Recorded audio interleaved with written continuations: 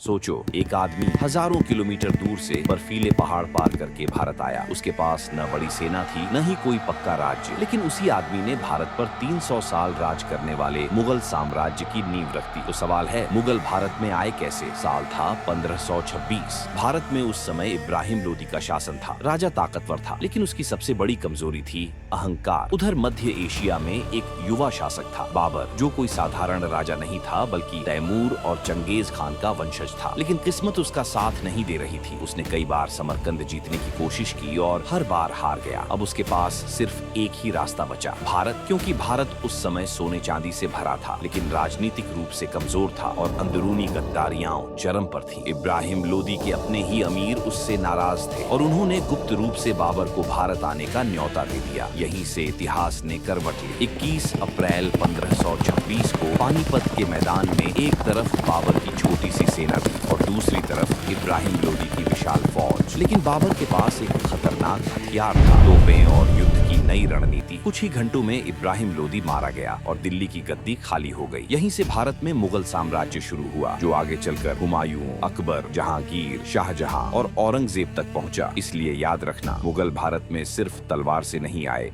बल्कि मौके, राजनीति और गलतियों का फायदा उठाकर आए। क्योंकि इतिहास कभी अचानक नहीं बदलता, वो धीरे धीरे बनाई गई गलतियों का नतीजा होता है।